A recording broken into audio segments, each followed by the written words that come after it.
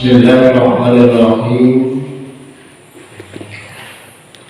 Ittabi'ul ulama fa innahum surujud dunya wa masyarihul akhirah. Mu'alif hadal kitab yakni Asy-Syaikh Ali Maksum Kapiak Yogyakarta pertama mengawali kitab ini dengan dawuh Ittabi'ul ulama fa innahum surujud dunya wa masyarihul akhirah. Ya, artinya adalah ikutlah kalian kepada orang-orang alim. Alasannya apa? Kenapa mesti kita mengikuti orang alim? Fa innahum surujud dunya. Sebab orang alim itu akan menjadi pelita, penyejuk, penunjuk jalan menuju rahmat Gusti Allah. Wa masyarihul akhirah. Alasan yang selanjutnya, sebab orang-orang alim ini akan menjadi misbah. Misbah siapa? Penerang, lampu di akhirat nanti. Jadi orang-orang yang mengikuti orang alim, dia sejuk hidup di dunia, masa depan di akhirat terang, padam. Lalu bagaimana? Siapa orang alim yang bagaimana yang diikuti? Tentunya orang alim yang akhlaknya baik, yang memandang umat ini dengan binghainir rahmat. Ngainir rahmat itu artinya apa? Memandang umat dengan kasih sayang.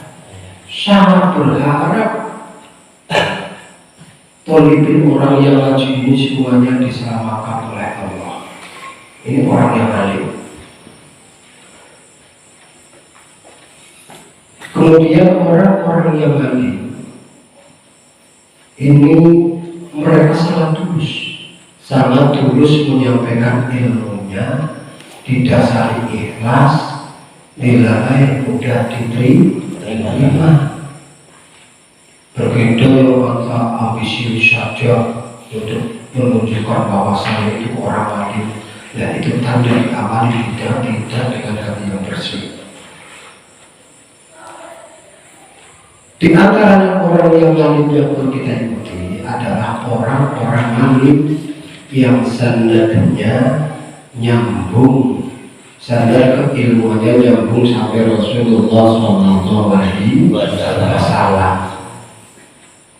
Misalkan di masa sekarang ada ajaran atau kiai yang mengajarkan ilmu, dan ilmu yang didapatkan itu mendapatkan ngaji surga, tatap muka di tasbih. Jadi ketika yang saya baca benar maka dibenarkan oleh guru, ketika salah maka disalahkan oleh guru. Kemudian gurunya itu berguru ada gurunya lagi sampai Rasulullah SAW. Orang yang paling generasi terbaik setelah Kanjeng Nabi ini adalah sahabat. Setelah sahabat disebut tabi'in, orang yang mengikuti sahabat. Generasi yang berikutnya disebut tabi'in. Apa artinya? Mengikuti orang yang ikut. Nah, 3 generasi ini 100 tahun pertama, 100 tahun kedua, 100 tahun ketiga setelah Kanjeng Nabi seda, ini disebut ulama salaf, ulama terbaik. Maka tidak heran kalau sekarang itu pada mengaku saya ikut ulama salaf, saya ikut ulama salaf, sebab generasi terbaik. Lalu setelah itu bagaimana Pak Ustaz? Setelah generasi 300 tahun kesini, ini disebut ulama kholaf. Apa? Ulama kholaf. Padahal kalau sekarang tahun 2024. Kalau tahun hijrahnya 1400 sekian, berarti sudah 14 abad lebih. Berarti kita zaman sekarang mengikuti ulama apa? Kholaf. Tapi kholaf yang sanadnya sampai ulama salaf sampai Rasulullah SAW. Dan kita jangan sampai ragu mengikuti Kiai Karawang, mengikuti Kiai Cilacap, mengikuti Kiai Nusantara. Apakah tidak diragukan sanadnya? Kita lihat sejarah antara tahun 1800-an sekian. Berarti kalau 1800 berarti abad berapa? Abad 19, antara 18 sampai 19. Ini ada 4 tokoh ulama yang sangat terkenal, bukan hanya nasional, internasional. Ini semuanya dari Nusantara, dari ulama-ulama kita. Dan dia mengharumkan nama negara Indonesia, Nusantara. Siapa yang pertama? Di antaranya adalah Syekh Junaid Al-Batawi. Syekh Junaid Betawi. Kita mau kamu tahu karena asli Betawi. Harus Betawi harus. Berarti coba lihat cara-cara ada Desain Pak. Syekh Junaid Al-Batawi ini saking ngandungnya ilmu hadisnya bagus, tafsir Qurannya bagus, ilmu tauhidnya bagus, tasawufnya bagus. Bahkan ditarik di Hijaz di Mokkah itu banyak sekali yang berguru, sampai dijadikan khotib dan imam di Masjidil Haram. Kira-kira ulama Indonesia jadi imam dan khotib di Masjidil Haram mau alim apa mau biasa? Alim, biasa. Syekh Junaid ini punya murid di antara yang terkenal adalah Imam Nawawi, pengarang kitab yang luar biasa. Nah, Syekh Junaid, selain Syekh Junaid ada lagi Syekh Khatib Al-Minangkabau.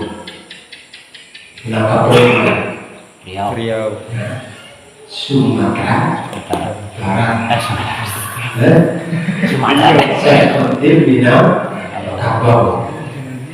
Syekh Khatib Minangkabau juga begitu alim. Saking alimnya banyak yang berguru di Hijaz sampai diangkat pula jadi khotib dan imam di Masjidil Haram.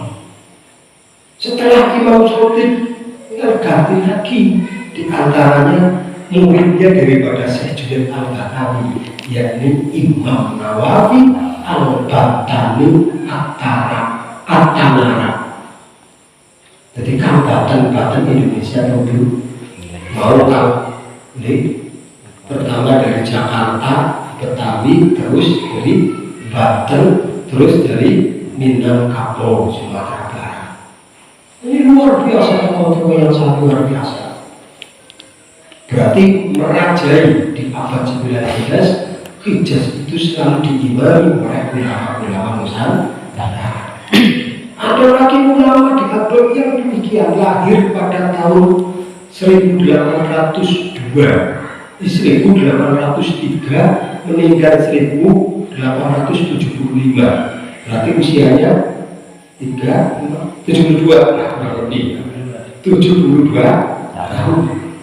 Dia siapa? Ngajar lagi di Mekah Al-Mukarramah, namanya Syekh Khatib Sambas, Kalimantan.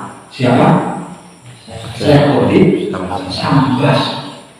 Ya, dia bukan hanya terkenal dari tafsir, bahkan beliau terkenal ulama sufi, ulama toreko yang mengajarkan toreko di Mekah dan Madinah. Hijaz itu Mekah dan Madinah. Bahkan dia yang menggabungkan dua toreko besar, Qadiriyah dan Naqsabandiyah.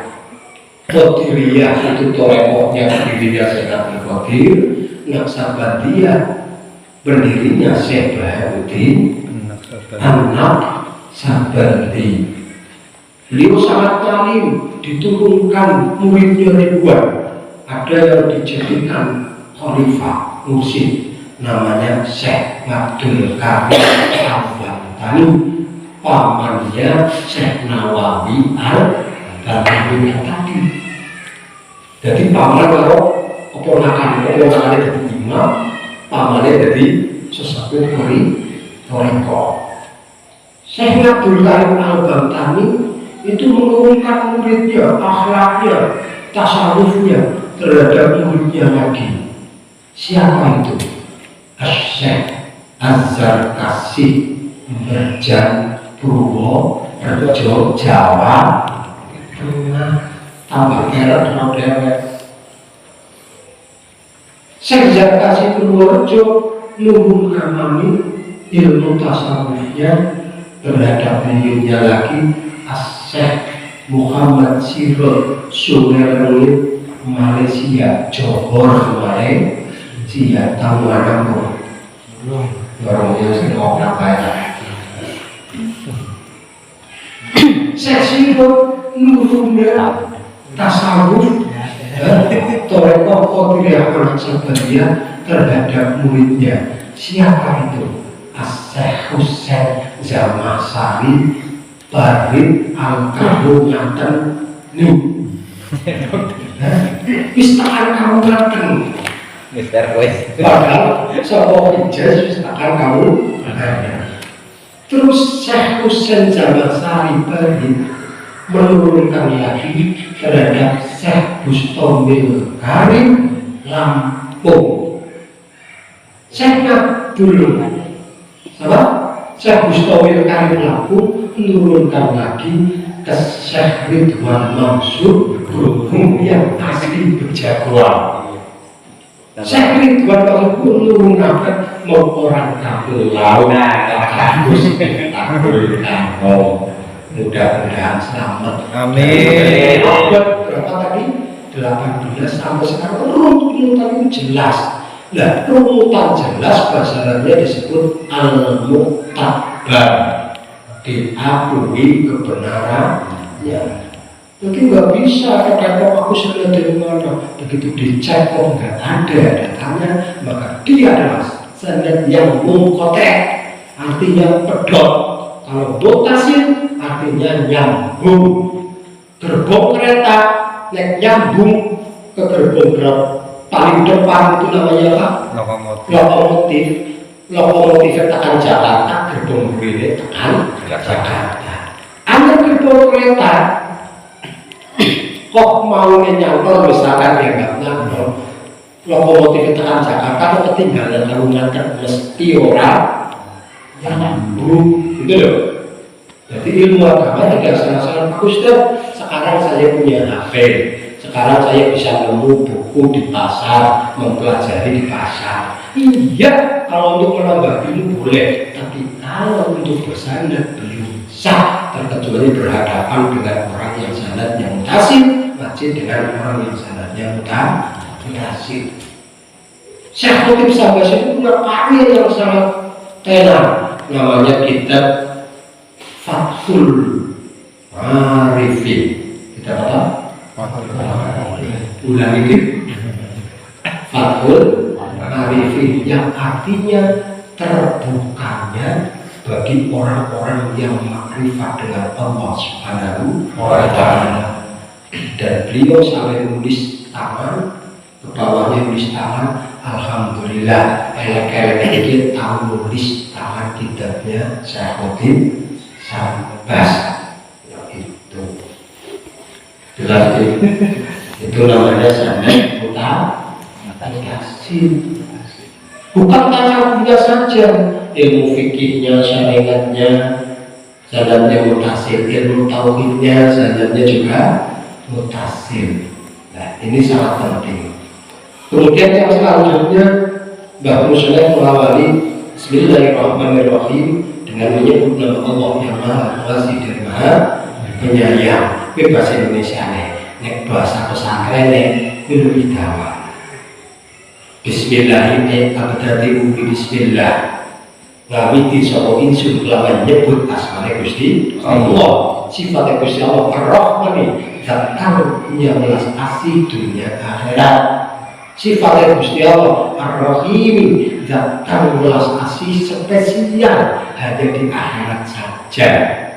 Dunia lain ketolak asa, ketolak gosok ya perwatanan kok, tapi dia di Gusti Allah. Syukur-syukur dalam kebahagiaan dunia ya dikasihi, akhiratnya ya dikasihi. Lah nek milih ulih nang dunia tok kasih sayangnya akhiratnya orang, atau ulih nang akhirat tok dunyanya orang pilih-pilih. Iya. Alas milih bagus. Dunia banyak dah.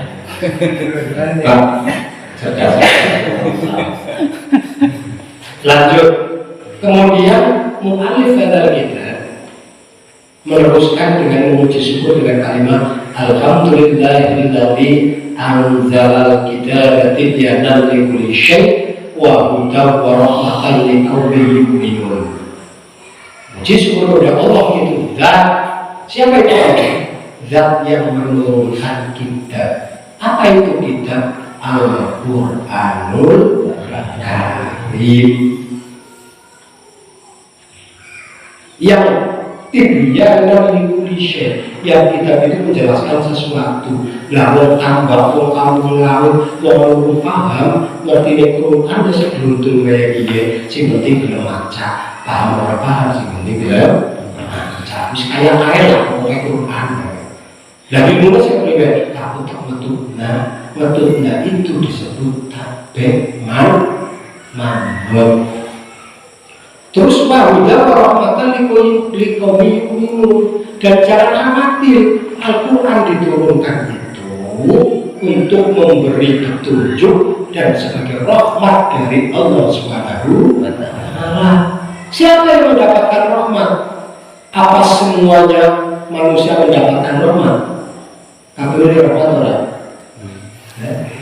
Dapat lah. Mau kita. Yang mendapatkan rahmat adalah orang-orang yang beriman. Bahasa Arabnya mukminun. Nah, orang mukmin, orang iman, ya orang ini rahmatnya Gusti Allah. Dikasih rezeki nang Gusti Allah, mangan ngono, anggo motor ngono, sing apik, gembelengan ngono, tetapi akhiratnya kebukaan. Oh, iki jenenge rahmat. Insyaallah kamu tahu dunia yang boleh, rahmatnya boleh. Terus fihi basairun wa nurun wa syifaa'un. Jangan khawatir, Al-Quran itu di dalamnya ada basair, cahaya rahasia, nurun, cahaya, syifaa'un, obat untuk bima fi sudur, bagi hati-hati yang gelisah, bagi hati-hati yang mati, ini bisa hidup karena cahayanya Al-Quran. Allahumma ja'alna bil Quran waj'alna imaman wa nuran wa hudan wa Allahumma zakkirna minhu ma nasina wa 'allimna minhu ma nasina wa ja'alna hujjatan ya